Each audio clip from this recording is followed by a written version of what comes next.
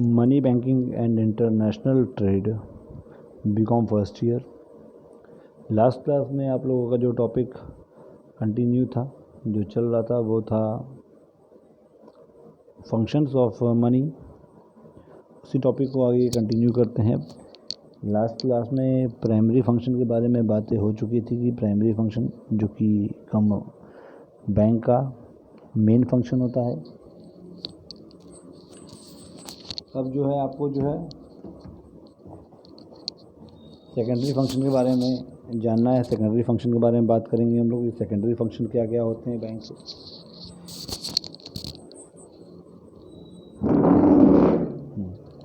तो secondary function में दो पार्ट में डिफ्रेंशिएट किया गया है, दो पार्ट में बांटा गया है सेकेंडरी फंक्शन को बैंक के। पहला, transfer of fund. Secondary function को दो पार्ट में बांटा गया है बैंक के, agency function, utility function. Agency function में जो सबसे पहला फंक्शन है वो है transfer of fund. Transfer of fund से मतलब है यहाँ पे ट्रांसफ़र बैंक का ये फंक्शन है, सेकेंडरी फंक्शन है कि फ़ंड का ट्रांसफ़र करना। फ़ंड का ट्रांसफ़र करने से यहाँ मतलब है कि एक जगह से दूसरी जगह भेजना। अगर हमें अपने रिश्तेदार को पैसा भेजना है, अपने दोस्त को पैसा भेजना है, किसी को भी अपने बिजनेस पार्टनर को, व्यापारियों को पैसा ट्रांसफ़र करना पड़ता है। पहले क्या है, व्यापारी जब पैसा ट्रांसफ़र करना पड़ता रहा तो एक जगह से लेके पैसे को दूसरी जगह लेके जाना पड़ता रहा। बट आज के समय में बैंक के वजहों से, बैंकों के फंक्शंस की वजह से हमें ये बहुत इजी हो गया है पैसा एक जगह से दूसरी जगह ट्रांसफ़र करना। और किसी को हमें 1 लाख रुपए देना है तो हम घर पे बैठे बैठे अपने मोबाइल पे सिर्फ कुछ उंगलियों से कुछ बटन दबाएंगे और हमारे अकाउंट से 1 लाख रुपए कट जाएगा और उसके अकाउंट में 1 लाख रुपए ट्रांसफ़र हो जाएगा। तो इसी को बोलते हैं फ़ंड ट्रांसफ़र। हमारा भाई, हमारा कोई रिलेटिव, हमारा कोई दोस्त विदेश में पढ़ रहा है या फिर किसी और स्टेट में पढ़ रहा है, वहाँ उसे पैसे की ज़रूरत है तो हम घर पे बैठे बैठे अपने मोबाइल से या फिर बैंक में जाके उसके अकाउंट में पैसा डाल सकते हैं। तो इसी को बोला जाता है ट्रांसफ़र ऑफ फंड, जो कि बैंक का फंक्शन है कि एक जगह से दूसरी जगह पैसा ट्रांसफ़र करना। दूसरा है पीरियोडिक पेमेंट, तो दूसरा फंक्शन है periodic payment. Periodic payment means यहाँ पे अगर अपने बैंक में हम इंस्ट्रक्शन दे दें, मान लीजिए हमने कोई LIC लिया हुआ है, हर LIC का लाइफ इंश्योरेंस कॉरपोरेशन का एक इंश्योरेंस लिया हुआ है और हमें LIC को हर महीने कोई प्रीमियम देना रहता है। हर महीने हमें LIC को कोई प्रीमियम देना होता है तो हम LIC को हर महीने प्रीमियम जो देते हैं वो अपने बैंक को हम बता सकते हैं कि हर महीने इतने तारीख को इस डेट पे LIC का प्रीमियम पे कर दिया करो। तो हमें हर बार जो है खुद से वो काम नहीं करना पड़ेगा। LIC का जो प्रीमियम रहेगा, लाइफ इंश्योरेंस का जो प्रीमियम, इंश्योरेंस का जो प्रीमियम रहेगा, हर महीने ऑटोमेटिकली आपका बैंक आपके अकाउंट से काट लेगा और आपके बताए गए तारीख पे LIC को वो पैसा भेज दिया करेगा। तो इसी को बोला जाता है पीरियोडिक ट्रांसफ़र, कि आपके दिए गए इंस्ट्रक्शन के हिसाब से वो टाइम पे आपके अकाउंट से पैसा कटेगा और सामने वाली पार्टी को पैसा ट्रांसफ़र कर दिया जाएगा। जैसे कि आपको 10 महीने तक LIC को पैसा देना है, अपने बैंक में इंस्ट्रक्शन दे दिया कि 10 महीने तक हर पहली तारीख पे मंथ के हमारे अकाउंट से आप 5,000 रुपये काटिएगा और LIC का प्रीमियम भर दीजिएगा। तो बैंक आपसे बिना पूछे हर बार 1 तारीख को महीना के, मंथ के पहले तारीख को आपके अकाउंट से 5,000 रुपये काट के LIC को भेज दिया करेगा 10 महीने तक या फिर जब तक भी आपने इंस्ट्रक्शन दिया हुआ है। इसी को बोलते हैं periodic payment. Collection of cheque. Collection of cheque से यहाँ मतलब है कि चेक्स का कलेक्शन करना। जैसे कि अगर आप कभी आप बिज़नेस स्टार्ट करेंगे तो बिज़नेस में कैश के अलावा बहुत सारे चेक्स मिलता है कि पेमेंट जो है कैश के फॉर्म में ना मिलके चेक्स के फॉर्म में पेमेंट आपको मिलता है। तो ये जो चेक्स जो है, ये चेक्स जो है आपको बैंक में डिपॉजिट करना पड़ता है और उसके बाद वो पैसे आपके अकाउंट में ट्रांसफ़र होता है, आपके अकाउंट में वो पैसे आते हैं। तो चेक का कलेक्शन करना, आपके शॉप पे आके, आपके बताए गए एड्रेस पे आके वो चेक्स का जो है कलेक्शन करता है। सॉरी, हाँ, चेक्स का कलेक्शन आपकी शॉप पे आपके बताई हुई जगह पे आके चेक कलेक्ट करेगा और उसका पैसा आपके अकाउंट में ट्रांसफ़र करेगा। पोर्टफोलियो मैनेजमेंट से यह मतलब है कि बैंक कई सारी कंपनियों का लोन दिया होता है, कई सारे कंपनी के मैनेजर्स उससे जुड़े रहते हैं, कई सारे कंपनियों के काम काज को बैंक्स वॉच करता रहता है, क्योंकि जब लोन देता है बैंक तो या कहीं बैंक पैसा इन्वेस्ट करता है किसी कंपनी में तो उनके काम काज को देखता रहता है वो वर्क कैसे कर रहे हैं। तो बैंकों के जो मैनेजमेंट होते हैं उनको काफ़ी एक्सपीरियंस होता है कंपनी को मैनेज करने का, कंपनी को चलाने का, क्योंकि कई सारी कंपनियों को वो देखते रहते हैं। तो पोर्टफोलियो मैनेजमेंट से यहाँ से मतलब है कि कई बार कंपनियों को हेल्प करते हैं बैंक्स, बैंक की सर्विस प्रोवाइड करते हैं, इसके बदले कुछ कमीशन या फिर इसके बदले कुछ पैसा चार्ज करते हैं, अपनी सर्विस के लिए सर्विस फीस चार्ज करते हैं और बैंक जो है पोर्टफोलियो मैनेजमेंट की सर्विस जो है कंपनियों को देते हैं। पोर्टफोलियो मैनेजमेंट से मतलब है कि कंपनी कैसे रन करे, कंपनी के ऊपर कौन कौन से पोस्ट होने चाहिए, कंपनी में कितने स्टाफ्स होने चाहिए, कंपनी किस एरिया में डील करे, कंपनी कैसे प्रोडक्शन करे, इन सब चीज़ों को बारे में बताता है। पीरियोडिक कलेक्शन, जिस तरीके से पीरियोडिक पेमेंट करता है, आपके अकाउंट से काट के पैसा दूसरे अकाउंट में ट्रांसफ़र करता है, इसी तरीके से बैंक पीरियोडिक कलेक्शन करता है, दूसरे अकाउंट से पैसा काट के आपके अकाउंट में भी लाता है या फिर आपके बताए गए जगहों पे जाके वहाँ से पैसा लेके आता है, जिसके बदले बैंक जो है कुछ कमीशन चार्ज करता है। ये सारे थे। उसके अलावा भी कई सारे एजेंसी फंक्शंस हैं बैंक के, जैसे कि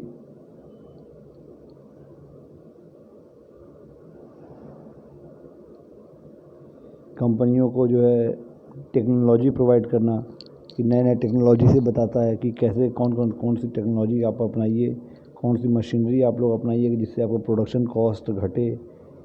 इस तरीके का भी एजेंसी फंक्शन बैंक्स देते हैं कि टेक्नोलॉजी के बारे में सजेशन प्रोवाइड कराते हैं कंपनियों को कि कैसे आप प्रोडक्शन करिए कि आपका कॉस्ट ऑफ मैन्युफैक्चरिंग कम से कम हो सके। उसका दूसरा फंक्शन है सेकेंडरी फंक्शन में यूटिलिटी फंक्शंस में पहला है ड्राफ्ट। जैसे कई बार आप लोग किसी कॉलेज में या बैंक कहीं का फॉर्म भरती होंगी एंट्रेंस का, बीकॉम एन से पहले BHU का फॉर्म भरी होंगे, विद्यापीठ का अगर फॉर्म भरी होंगे तो उसमें पता लगता होगा कि DD मांगता है, जिसे ड्राफ्ट बोलते हैं, कि 750 का, 800 का, 1000 का ड्राफ्ट लगाइए विद्यापीठ के नाम से, BHU के नाम से। तो वो ड्राफ्ट जो बनता है वो कोई भी किसी भी बैंक में जाके आप BHU के नाम से ड्राफ्ट बना सकती हैं। वो अमाउंट आप उस बैंक में जमा कर दीजिए और उसके बदले आपको एक ड्राफ्ट इशू कर देगा वो बैंक।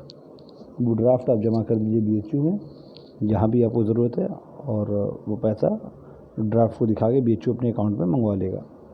तो वो ड्राफ्ट बनाने के लिए कुछ कमीशन चार्ज करता है बैंक, तो इसी को बोलते हैं ड्राफ्ट। कई सारे लोग आप लोगों ने बनवाया होगा, जो नहीं बनवाया है वो फ्यूचर में कभी ना कभी बनवाएगा। ड्राफ्ट को DD भी बोलते हैं। फिर से मैं बता दे रहा हूँ ड्राफ्ट, जैसे कहीं आप कई बार फॉर्म भरिए तो उसमें बोलता है कि 750 रुपये आपको का ये फॉर्म है, 750 रुपये आपको ड्राफ्ट लगाना पड़ेगा। फॉर्म तो आपको फ्री में दे देता है 20 रुपये 30 रुपये लेके, और उसके बाद 750 रुपये जो एंट्रेंस का फीस होता है वो ड्राफ्ट के फॉर्म में मंगवाता है। तो ड्राफ्ट आप अपने घर के आसपास किसी भी बैंक में जाके जो भी नेम दिया रहता है उस फॉर्म में BHU में, जैसे कि बनारस हिंदू यूनिवर्सिटी के नाम से आप ड्राफ्ट बनवा लीजिए।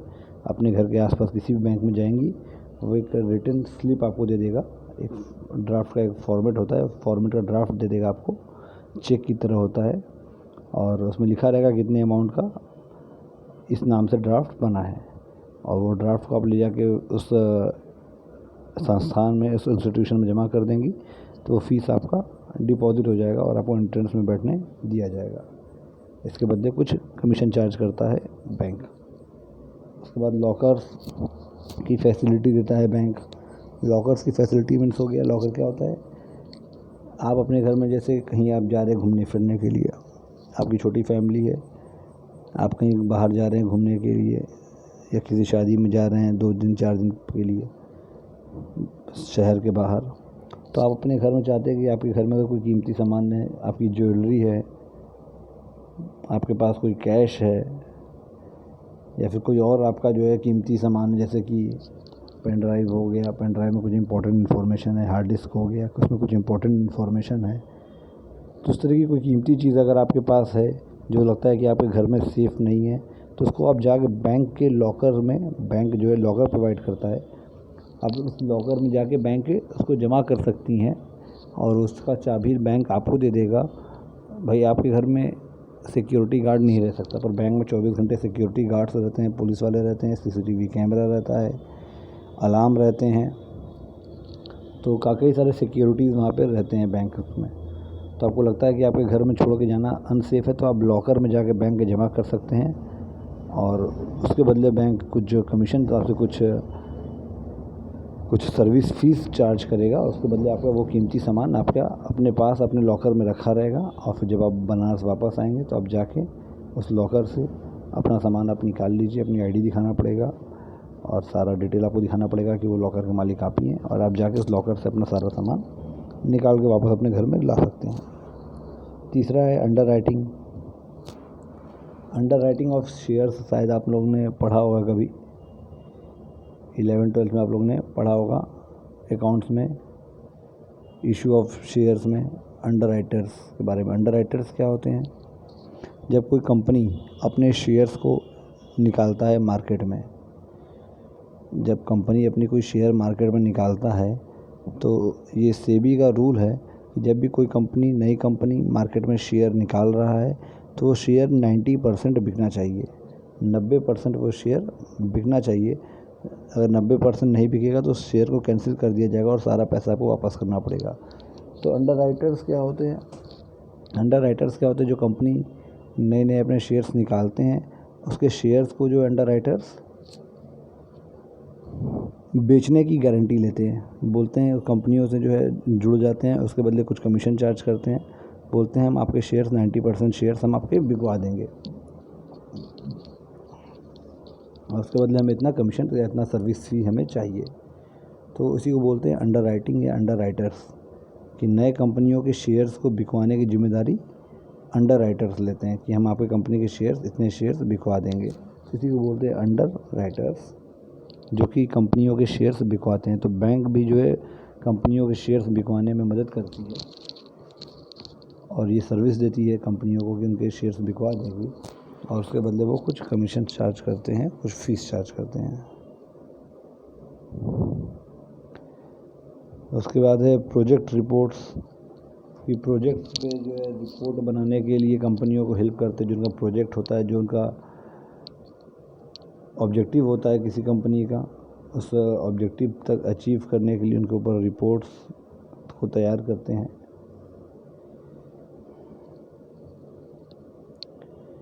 सोशल वेलफेयर प्रोग्राम्स, की सोसाइटी के वेलफेयर के लिए स्कीम, सोसाइटी के वेलफेयर के लिए प्रोग्राम्स, कुछ स्कीम्स लाते हैं बैंक्स, जिससे सोसाइटी में जो सोसाइटी का कुछ भला हो सके, सोसाइटी का कुछ भलाई करने के लिए social welfare programmes, social welfare service, जैसे कि कई बार बैंक जो है अडॉप्ट कर लेते हैं कुछ एरिया के बच्चों को कि उनके पढ़ाई का खर्चा वो उठाएंगे, या उनको किस ढंग से पढ़ाई करनी है और कौन सा स्ट्रीम है, कौन सा दिशा है जहाँ पे उनका इंटरेस्ट है, उस स्ट्रीम की पढ़ाई वो बैंक करवाएंगे। इस तरीके के सोशल वेलफेयर एक्टिविटीज़ भी करती रहती है बैंक्स, तो जिसे बोलते हैं सोशल वेलफेयर प्रोग्राम्स। ये भी एक फंक्शन है बैंक का, और अदर यूटिलिटी फंक्शन बहुत सारे आ जाएंगे, छोड़िए, इतना आपके पास, इतना फंक्शन आपके लिए काफ़ी हैं बैंक्स के फंक्शंस में।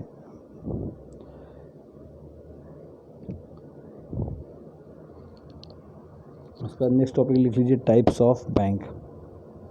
नेक्स्ट टॉपिक लिख लीजिए टाइप्स ऑफ बैंक।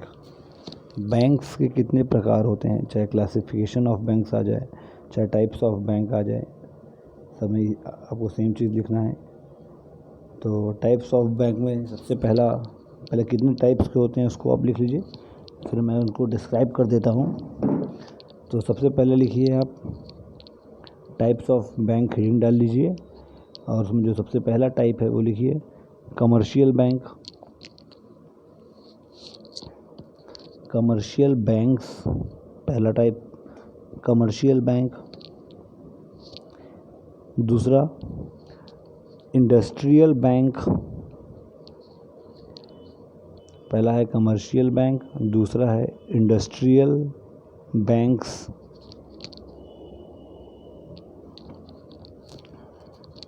तीसरा लिखिए एग्रीकल्चरल बैंक्स,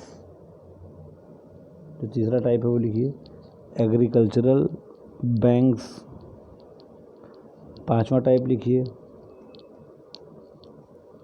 चौथा टाइप लिखिए, पहला टाइप कमर्शियल बैंक, दूसरा इंडस्ट्रियल बैंक, तीसरा एग्रीकल्चरल बैंक, चौथा कोऑपरेटिव बैंक, चौथा cooperative bank.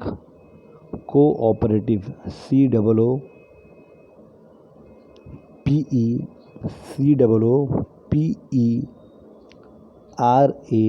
COOPERATIVE, cooperative banks. Next लिखिए सेविंग बैंक्स, SAVINGS,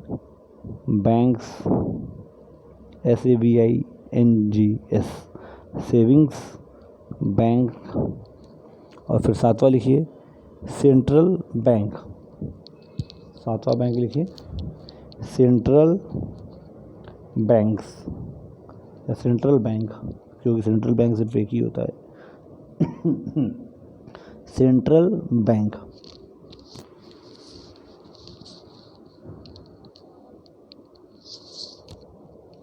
उसके बाद लास्ट लिख लीजिए exchange bank, exchange banks, exchange banks.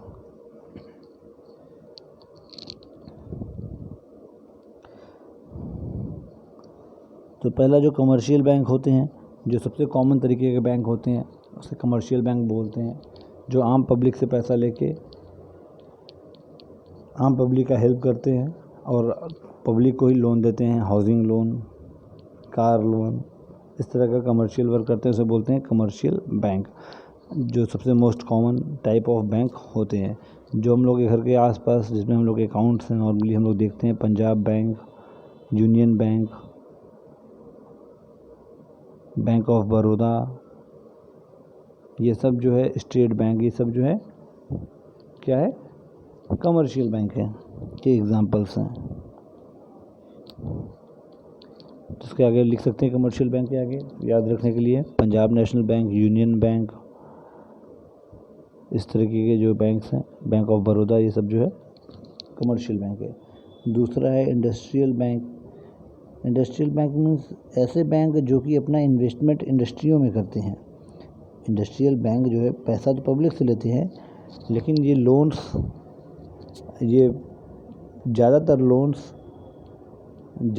काम इंडस्ट्रियों में खर्च करते हैं, इंडस्ट्रियों को अपना पैसा देते हैं। ज़्यादातर इनका फंड जो है इंडस्ट्री में लगा रहता है, कंपनियों में लगा रहता है, और उन इंडस्ट्रीज़ को आगे बढ़ाने में ये हेल्प करते हैं, उन इंडस्ट्रीज़ को नए नए तरीके बताते हैं अपने आप को बढ़ाने के। तो ऐसे बैंक को बोलते हैं इंडस्ट्रियल बैंक, जिनका फोकस होता है पैसा इंडस्ट्रियों में लगाने के लिए। बड़े बड़े कंपनी इंडस्ट्रीज़ में पैसा लगाते हैं और उनको बढ़ाने की कोशिश करते हैं।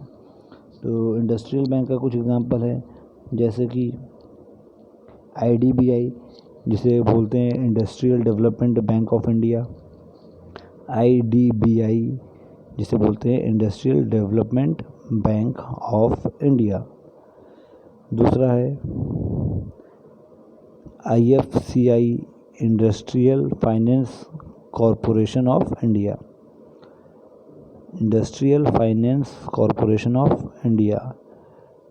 तीसरा है, इसका एक टाइप और लिख सकते हैं एग्जांपल में, इसका तीसरा है ICICI, जिसे हम लोग, इसका फुल फॉर्म है industrial credit and investment corporation of India. ICICI का फुल फॉर्म है इंडस्ट्रियल क्रेडिट एंड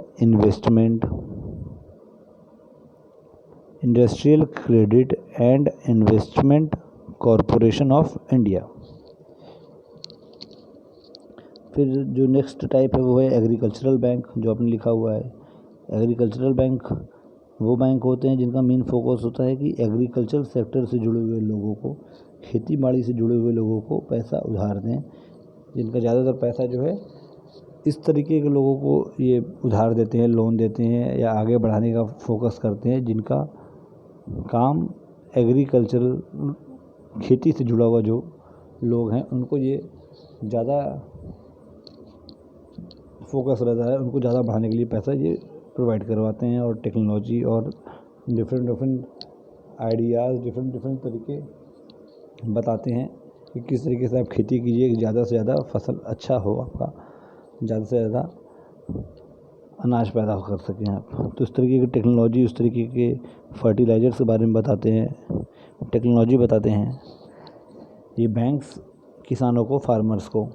इसका एग्जांपल है नाबार्ड, NABARD, नाबार्ड जिसे बोलते हैं national bank for agricultural. NABARD का जो फुल फॉर्म है national bank for agricultural and rural development. Agricultural bank for, national bank for agricultural and rural development. फिर जो नेक्स्ट टाइप है वो है आपका कोऑपरेटिव बैंक। कोऑपरेटिव बैंक क्या होता है? कोऑपरेटिव बैंक मेनली स्टेट के बैंक होते हैं, जैसे कि छोटे जो, जैसे कि आपने काशी गोमती बैंक का नाम सुना होगा। काशी गोमती बैंक क्या है कि आपको पूरे इंडिया में नहीं मिलेगा, वो सिर्फ एक स्टेट यूपी में ही आपको काशी गोमती बैंक मिलेगा। इस तरीके से छोटे छोटे बहुत सारे बैंक्स होते हैं जो कि स्टेट कॉरपोरेशन, स्टेट बैंक, जो स्टेट मीन्स की आपके प्रदेश की सरकार जिनको चलाते हैं, या फिर डिस्ट्रिक्ट लेवल के वो बैंक होते हैं। उनके ब्रांच पूरे इंडिया में नहीं होते हैं, सिर्फ आपके डिस्ट्रिक्ट में उनके ब्रांच रहेंगे या फिर आपके सिर्फ स्टेट में उनके ब्रांच रहेंगे। वो नेशनलाइज्ड बैंक नहीं होते, पूरे देश में उनके ब्रांच आपको नहीं मिलेंगे। तो इस तरीके के जो छोटे छोटे बैंक्स होते हैं उनको बोलते हैं कोऑपरेटिव बैंक, जो कि छोटे लेवल के वर्क करते हैं, स्टेट गवर्नमेंट के अंदर आते हैं वो सब जो है बैंक। स्टेट गवर्नमेंट जो है, स्टेट का जो है आपके प्रदेश की जो सरकार होती है वो उसको गवर्न करती है, वो उनको बैंकों को चलाती है। जैसे कि आपको बताया मैंने काशी गोमती बैंक, इस तरीके के छोटे छोटे कई सारे बैंक हमारे यूपी में या फिर हमारे बनारस में चलते हैं। जो नेक्स्ट है वो है सेविंग बैंक। सेविंग बैंक जो कॉन्सेप्ट है, पहले ये जापान और जर्मनी का काम है। जापान और जर्मनी में सेविंग बैंक जो है बेसिकली वर्क करना स्टार्ट किए थे। इंडिया में आपको सेविंग बैंक का काम जो करता है वो है पोस्ट ऑफिसेस। जो इंडिया के जो पोस्ट ऑफिस हैं वहाँ पे देखेंगे कि वहाँ पे भी आप अकाउंट खुलवा सकते हैं, वहाँ पे भी आप पैसा जमा कर सकते हैं। जो पोस्ट ऑफिस है इंडिया में, जो पोस्ट ऑफिसेज हैं वहाँ पे भी आप जाके पैसे को डिपॉजिट कर सकते हैं, पैसे को जमा कर सकते हैं, उस पर ब्याज भी मिलता है आपका और पैसा सुरक्षित भी रहता है। तो इस तरीके के पोस्ट ऑफिसेज जो हो गए इंडिया में वो सेविंग बैंक की तरह वर्क करते हैं। तो इंडिया के इसमें आप एग्जांपल में लिख सकती हैं, फॉर एग्जांपल, या फिर लिख सकती हैं in India post offices work as a saving bank. Saving bank के एग्जांपल में आप लिख सकती हैं in India post offices works as saving bank. फिर नेक्स्ट है जो है वो है सेंट्रल बैंक। सेंट्रल बैंक आप जानती हैं, इस बारे में पहले भी बात हुआ था, अब आगे भी बात होगा सेंट्रल बैंक क्या होता है। इसके सेंट्रल बैंक के बारे में और डिटेल में भी आपके आगे सिलेबस में दिया हुआ है। सेंट्रल बैंक के बारे में हम लोग को बात करना है अभी। नेक्स्ट 1-2 क्लासेस में हम लोग जो है सेंट्रल बैंक पे आ जाएंगे, तो सेंट्रल बैंक पे बारे में हम लोग डिटेल में बात करेंगे। तो सेंट्रल बैंक, जैसे कि हमारे देश का जो सेंट्रल बैंक है वो होता है RBI, reserve bank of India, जिसको गवर्नमेंट चलाती है। और हमारे देश में सिर्फ एक ही सेंट्रल बैंक है, या फिर किसी भी देश में सिर्फ एक सेंट्रल बैंक होता है, कोई दूसरा सेंट्रल बैंक नहीं होता। और हमारे देश का जो सेंट्रल बैंक है उसको बोलते हैं हम लोग रिज़र्व बैंक ऑफ इंडिया, इस तरीके से हर देश में उनका अपना अपना अलग अलग सेंट्रल बैंक होता है। हमारे देश में जो सेंट्रल बैंक है उसको बोलते हैं हम लोग reserve bank of India, RBI। और लास्ट जो है वो है एक्सचेंज बैंक। एक्सचेंज बैंक वो बैंक होते हैं जिनका ब्रांच जो है इंडिया में तो होता ही होता है, साथ ही में विदेशों में भी इन तरह के बैंकों का ब्रांच होता है। और ये सब पैसे के एक्सचेंज में वर्क ज़्यादा करते हैं कि फॉरेन करेंसीज़ को इंडियन करेंसी में बदलने के लिए और इंडियन करेंसी को फॉरेन करेंसी में बदलने के लिए। जैसे कि अगर आप विदेश जा रहे हैं, आप विदेश घूमने जा रहे हैं, तो आपको वहाँ पे विदेशी पैसे की ज़रूरत पड़ेगी।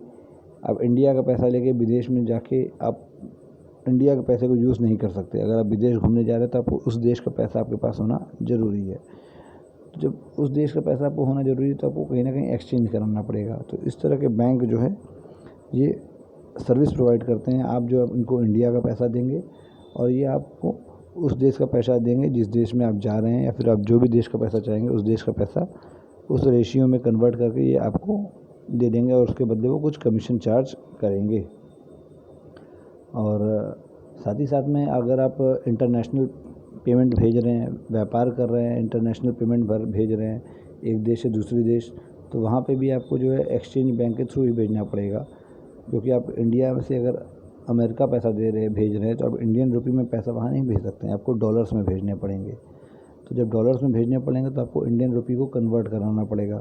तो इस तरह के बैंक जो आपको सर्विस प्रोवाइड करती हैं, आप बता दीजिए कि आपको अमेरिका के इसी पर्सन के अकाउंट में आपको इतना पैसा भेजना है, तो आप यहाँ पे इंडिया के अकाउंट में पैसा जमा करेंगे, वो बैंक अपने आप जो है आपका इंडियन पैसे को ट्रांसफ़र करके अमेरिका के डॉलर में कन्वर्ट कर देंगे और अमेरिका में उस पर्सन के अकाउंट में उतने डॉलर्स डिपॉजिट कर देंगे और उसके बदले आपसे कुछ कमीशन चार्ज करेंगे। तो इसे बोलते हैं एक्सचेंज बैंक। तो एक्सचेंज बैंक का कुछ एग्जांपल आप लिख लीजिए।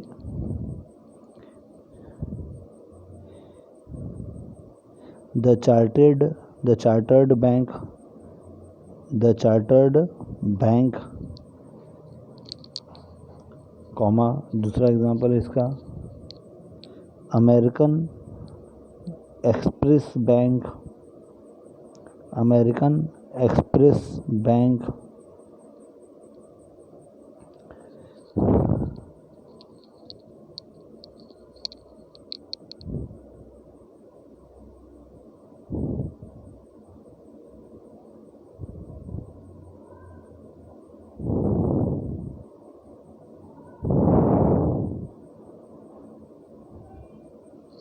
और एक्सचेंज बैंक की एक और ख़ासियत होती है, एक्सचेंज बैंक के जो हेड ऑफिस रहते हैं वो इंडिया में नहीं रहते हैं।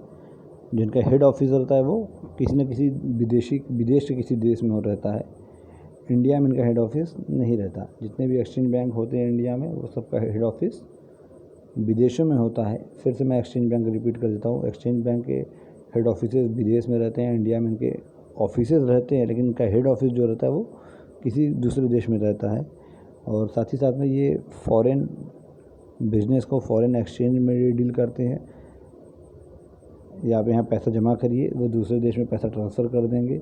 इस तरीके के सर्विस ये प्रोवाइड करने के लिए जाने जाते हैं basically. These are all the things in the types of bank. इसके अलावा अगर आपके बुक में किसी और टाइप्स ऑफ बैंक में किसी और तरीके से दिया गया है चीज़ों को, या कोई और तरीके के बैंक को बताया गया है, तो आप इनको इंक्लूड कर सकती हैं अपने नोट्स में। अदरवाइज़ जितने तरह के बैंक्स आपको पढ़ाए गए हैं एग्ज़ाम पॉइंट ऑफ व्यू से, जो कि अब होना नहीं है आपका, काफ़ी है। नॉलेज पॉइंट ऑफ व्यू से भी आपके काफ़ी है। ज़रूरी नहीं है एग्ज़ाम नहीं हो रहा है तो कोई बात नहीं, आपके नॉलेज के लिए भी आपके इतना काफ़ी है। These are all things in the functions of bank and types of bank. अब नेक्स्ट जो टॉपिक रहेगा आपका जो है यूनिट 3 का सेंट्रल बैंक रहेगा और process of credit creation and investment policy. Next class में आपको देखते हैं, लाइव आगे आने का मौका मिलता है तो सूटेबल लगता है तो लाइव आगे पढ़ाते हैं हम आपको। अदरवाइज़ इस तरह से यूट्यूब के थ्रू पढ़ाएंगे। जल्द से जल्द आप लोग इस वीडियो को देख लीजिए। क्योंकि ज़्यादा देर तक ये पब्लिक नहीं रहेगा, उसके बाद ये वीडियो डिलीट कर दिया जाएगा। वीडियो अपडेट होने के कुछ घंटे तक या एक दिन तक आपको अवेलेबल रहेगा ये वीडियो।